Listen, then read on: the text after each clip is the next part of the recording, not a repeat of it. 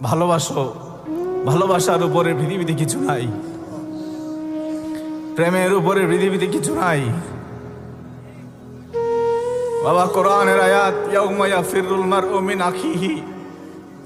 আমার আল্লাহ বলে, হাসরের মাঠে তোমার সেই রক্তের সম্পর্কগুলো সেদিন তোমাকে চিনবে না। তোমার ভাই তোমাকে দেখে দৌড়ে পালিয়ে যাবে,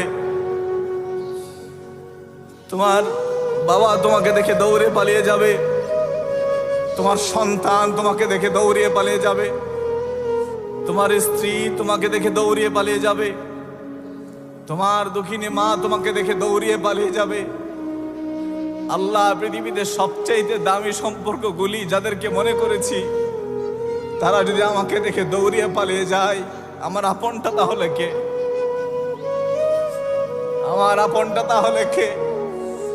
আরে আল্লাহ, আমার আল্লাহ বলেন আপন ওই ব্যক্তি, সেদিন তার সাথে আমি তোমার মুলাকাত করাবো, সেদিন সে দেখে তোমাকে দাঁড়িয়ে যাবে, সেদিন সে দেখে জান্নাতের গেইটে তোমার জন্য দাঁড়িয়ে থাকবে।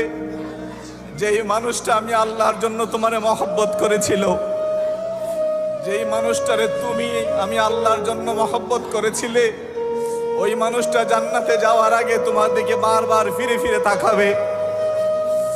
সেই মানুষটাকে এক গ্লাস পানি খাইয়েছিলে, এই ভরসায় সে তোমার দিকে ফেল ফেল করে তাকিয়ে থাকবে।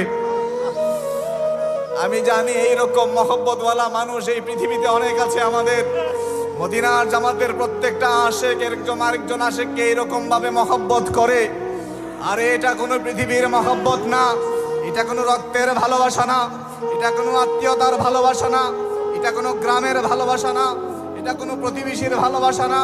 এই ভালোবাসা আল্লাহর ভালোবাসা, এটা আল্লাহর মহব্বত, এটা আল্লাহর নূরের মহব্বত। এই মহব্বত এই মদিনার জামাতের বাগে মদিনার এই মাঠের এই আশেক গুলার সিনার ভিতরে জল জল করে জ্বলছে, আমি এখান থেকে দেখতে পাচ্ছি।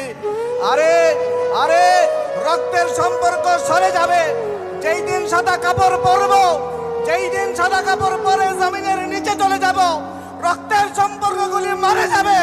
এইরকম প্রেমিকগুলো থাকবে, এইরকম প্রেমিকগুলি জান্নাতের যাওয়া পর্যন্ত প্রেমিকেরা যাবে না, প্রেমিকেরা যাবে না, যাবে না, যাবে না।